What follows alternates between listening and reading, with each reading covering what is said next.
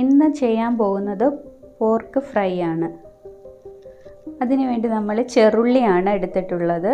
പിന്നെ വെളുത്തുള്ളി ഇഞ്ചി ചതച്ചത്, പച്ചമുളക്, പിന്നെ കുറച്ച് വെളുത്തുള്ളിയും കൂടെ എടുത്തിട്ടുണ്ട്. ഇത് നല്ല കഴുകി വൃത്തിയാക്കി വെച്ചേക്കുവാണ്. അതിലോട്ട് കുറച്ച് മഞ്ഞൾപ്പൊടി ഇട്ട് കൊടുക്കാം. എന്നിട്ട് നന്നായിട്ടൊന്ന് മിക്സ് ആക്കണം. കുറച്ച് വെളുത്തുള്ളിയും ഇഞ്ചിയും ചതച്ച് വെച്ചതുണ്ട്, അതെല്ലാം കൂടെ ചേർത്ത് നല്ലതായിട്ട് ഒന്ന് മിക്സ് ചെയ്തെടുക്കണം.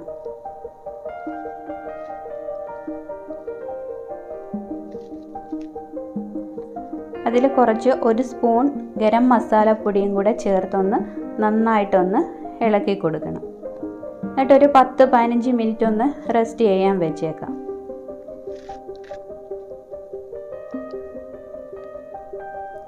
എല്ലാം നമ്മുടെ മസാല എല്ലാത്തിലോട്ടൊന്ന് നന്നായിട്ട് പിടിച്ചിട്ടുണ്ട്. ഇനി നമുക്കത് ഒന്ന് കുക്കറിലോട്ടൊന്ന് മാറ്റി കൊടുക്കാം.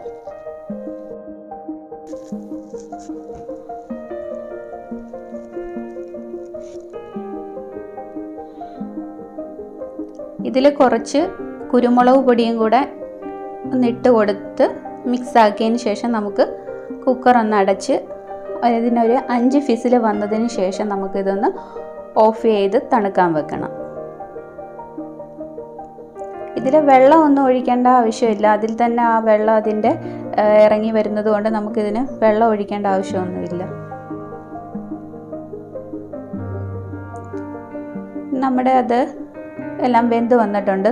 നമുക്ക് ഇനി ഇതിൻ്റെ ഫ്രൈക്കുള്ള കൂട്ടെല്ലാം നമുക്കൊന്ന് കൂട്ടിയെടുക്കാം. ഇതിൽ കുറച്ച് വെളിച്ചെണ്ണ ഒന്ന് ഒഴിച്ചു കൊടുക്കാം. എണ്ണ നന്നായി ചൂടായി വന്നതിന് ശേഷം നമുക്ക് കടുക് ഒന്നിട്ട് കൊടുക്കാം.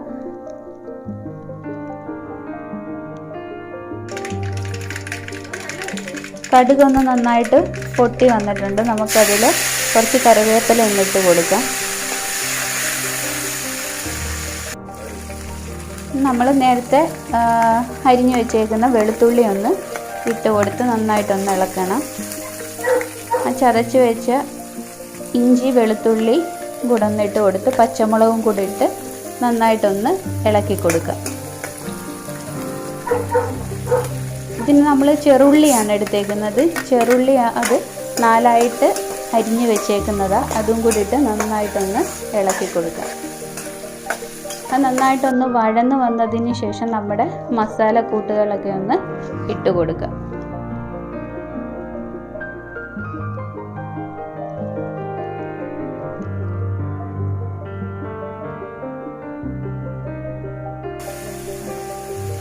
ഉള്ളിയെല്ലാം ഒന്ന് നന്നായിട്ടൊന്ന് വഴന്ന് വന്നിട്ടുണ്ട്.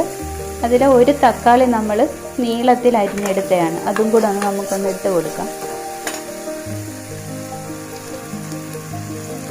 പാകത്തിന് ഉപ്പും കൂടെ ചേർത്ത് കൊടുക്കാം.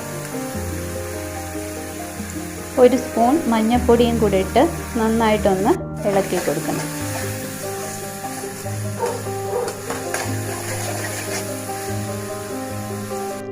ഇതിനു വേണ്ടി നമുക്ക് 1.5 സ്പൂൺ മല്ലിപ്പൊടി, 2 സ്പൂൺ മുളക് പൊടി,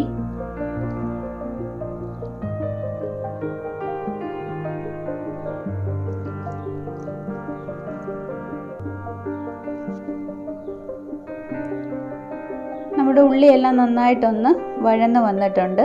ആ തക്കാളിയെല്ലാം നന്നായിട്ടൊന്ന് വെന്ത് വന്നിട്ടുണ്ട്. അതിലോട്ട് നമുക്ക് നമ്മുടെ മുളക് പൊടിയും മല്ലിപ്പൊടിയും ഇട്ട് നന്നായിട്ടൊന്ന് മിക്സാക്കി കൊടുക്കാം. ആ മുളകും മല്ലിപ്പൊടിയും ഒന്ന് മൂക്കുന്നത് വരെ നന്നായിട്ടൊന്ന് ഇളക്കി കൊടുക്കുക. 1 സ്പൂൺ കുരുമുളക് പൊടി കൂടി ഇട്ട് കൊടുക്കുക. എരിവ് കൂടുതൽ വേണമെങ്കിൽ നമുക്ക് 1-2 സ്പൂൺ കുരുമുളക് പൊടിയും കൂടെ അതിൽ ചേർത്ത് കൊടുക്കുക. പിന്നെ നമ്മുടെ വെന്തിരിക്കുന്ന പോർക്കും കൂടെ അതിലോട്ടിട്ട് നന്നായിട്ടൊന്ന് ഇളക്കിയെടുക്കണം.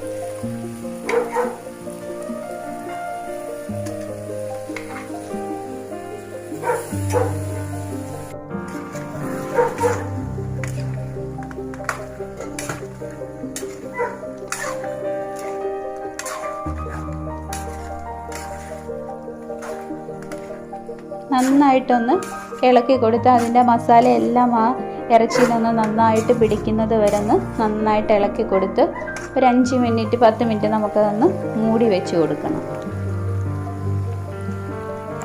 പെരിഞ്ജീരകപ്പൊടിയും കൂടെ ഇട്ട് കൊടുക്കണം. നമ്മൾ പെരിഞ്ജീരകപ്പൊടി അതിലിട്ടിട്ടില്ല.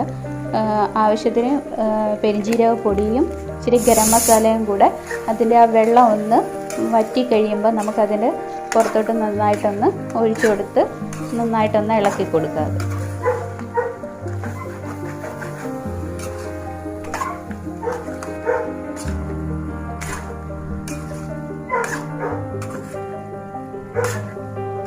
അപ്പോൾ അതിൻ്റെ ആ വെള്ളവും എണ്ണ എല്ലാം നന്നായിട്ടൊന്ന് വറ്റി വന്നിട്ടുണ്ട്.